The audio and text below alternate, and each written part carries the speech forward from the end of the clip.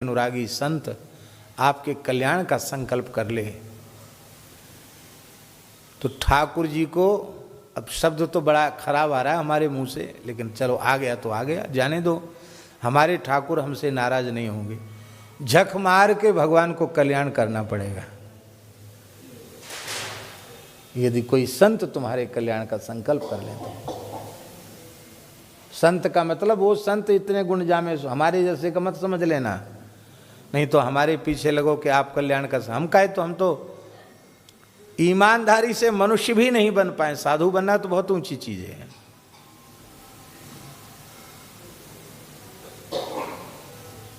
कोई महापुरुष संकल्प कर लें कल्याण का तो कल्याण में संदेह नहीं है। तो हे भगवान, यदि आप परम पुनीत संतों को ही, कोमल चित संतों को ही तारते, उन्हीं से तुम्हारा संपर्क संबंध बनता, तो अजामिल को आपने क्यों तार दिया? व्याध को कैसे तार दिया? एक व्याध था, कथा सुना दें एक बढ़िया। एक व्याध था, व्याध तो व्याध था, बहेलिया था। जंगल में पशुओं की हत्या करना, मांस बेचना, यही उसका काम था।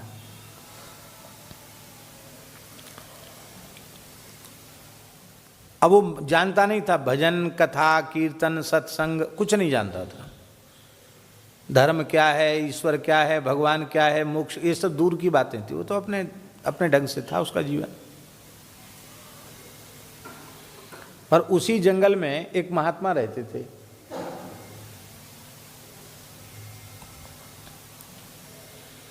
तो महात्मा के सामने से निकलता तो देखकर प्रसन्न जरूर होता था। इसको कहते संत दर्शन की महिमा। तो उसको अच्छा लगता था, तो वो घूम के उधर से ही निकलता था कि बाबा जी दिख जाए हमको। एक बार उसके मन में आया, वो कोई दंडोत प्रणाम करता उसको नहीं, वो खाली एक बार खड़े होकर देखता था फिर चला जाता। उसके मन में आया कि ये जो है, ये रहता है, ये आदमी यहाँ, वो आदमी समझता था, वो महात्मा नहीं समझता था। ये आदमी यहाँ रहता है, ये खाने पीने कहाँ जाता है, खाता पीता तो है नहीं। हम तो शिकार कर लाते हैं तो उसको खा जाते हैं, मांस खा जाते हैं। ये क्या खाता होगा, यहाँ जंगल में रहता, खाता क्या है ये? तो हम इसको कुछ दें खाने की चीज। तो एक हिरन को पकड़ के लाया, जाल में फंस गया था काला हिरन, उसको बांध करके कंधे पे लाद के लाया। बाबा कुटिया के भीतर थे, फूस की कुटिया के भीतर। आवाज लगाई उसने, संत बाहर निकल के आए, लो खाओ पियो मौज करो, लो। अब हिरन बेचारा छटपटा रहा था। संत को देख करके एकदम दया आई। अरे अरे छोड़ो छोड़ो छोड़ो छोड़ो छोड़ो इसको, छोड़ो छोड़ो। क्या हुआ? अरे छोड़ो इसको, छोड़ो। कितना छटपटा रहा, छोड़ो इसको।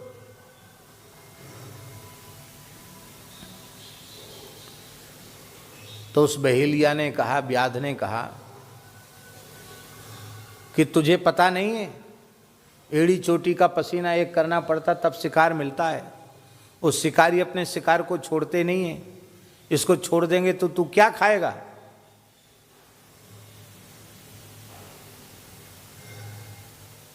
और शिकार नहीं चाहिए तुझे तो जंगल में आया क्यों? यहाँ क्या क्या किस लिए रहता है यहाँ?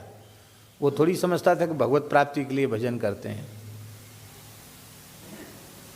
महात्मा रोने लगे, बोले भैया पहले इसको छोड़ दो तब बताएंगे। छोड़ दे, लो छोड़ दिया, बता अब बता। बोले हम भी शिकार करने आए हैं जंगल में, पर हम इस हिरन का शिकार करने नहीं आए हैं, हम श्री कृष्ण मृग का शिकार करने आए। वो भोला भाला व्याध, उसने समझा कि ये भी कोई जानवर होता होगा, कोई जीव जंतु होता होगा। कैसा है कृष्ण मृग? महात्मा तो प्रेमी थे, वर्णन करने लगे।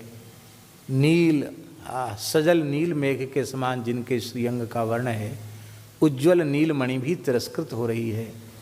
सुंदर लाल लाल चरण तल हैं, चरणों में सुंदर चिन्ह बने हुए हैं, सुंदर भगवान की पादांगुलियां हैं और सुंदर उनकी नखमणि चंद्रिका की उज्ज्वल कांति छिटक रही है। चरणों में सुंदर महावर है, बहुत सुंदर सुपुष्ट प्रपद हैं, पुष्ट प्रपद हैं और चरण के ऊपर का भाग अत्यंत मांसल और सुकोमल है। सुंदर गुल्फ हैं, सुंदर भगवान के चरणों में नूपुर भगवान के चरणों में जड़े हुए हैं। सुंदर पीले रंग की लाल किनारी की धोती है, पीतांबर की फेट कसी है, कटी में कौंधनी का तो कहना ही क्या है।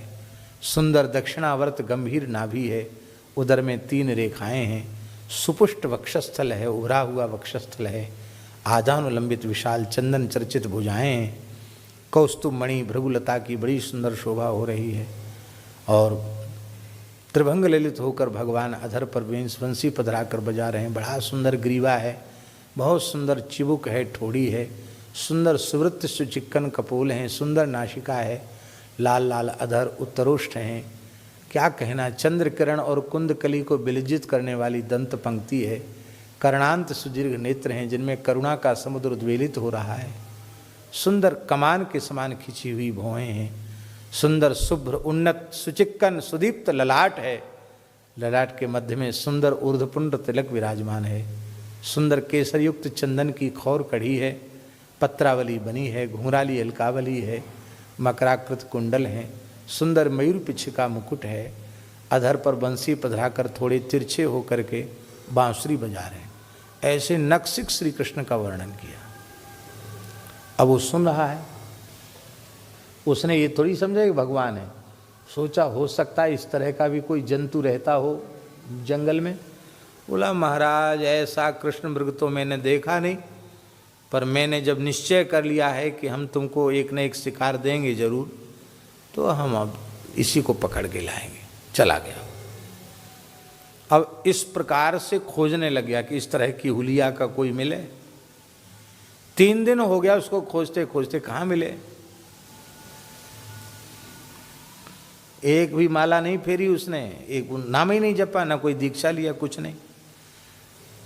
3 दिन हो गया, तब उसने कहा मैं मर भले ही जाऊं, पर जब तक वो शिकार उस बाबा जी के लिए नहीं मिलेगा तब तक मैं कुछ भी खाऊंगा पीऊंगा नहीं। ठाकुर जी तीसरे दिन रीझ गए, बांसुरी सुनाई पड़ी। अरे वो कहता था कि वो बांसुरी बजाता है। अरे हाँ हाँ हाँ, मिल गया मिल गया मिल गया मिल गया। देखा तो ठाकुर जी जंगल में जगह जगह जाल बिछा रखे थे, एक जगह जाल में ठाकुर जी फंसे थे ऐसे बांसुरी। तो उसने कोई दंडोत प्रणाम थोड़ी किया, वो गया कस करके जाल से भगवान को बांधा, बांध करके कंधे पर झुलाया। बोले अब काम बना। ठाकुर जी को ले करके गया, हे बाबा बाबा ले, आज तेरा शिकार मिल गया, बड़ी मुश्किल से मिला है, ले। अब वो तो अपनी भाषा में बोला था, इब्राहिम खा पी मौज कर।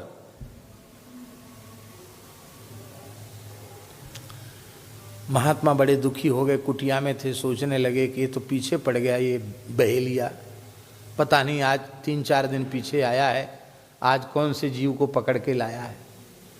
पर जैसे ही बाहर आए तो देखा ठाकुर जी जाल में फंसे हुए मुस्कुरा रहे हैं, लटक रहे हैं। अरे खोलो खोलो खोलो। अरे कैसा बाबा जी है, 4 दिन पहले आए थे तो उसको खुलवा दिया, अब कहते इसको भी खोलो, ये भाग जाएगा।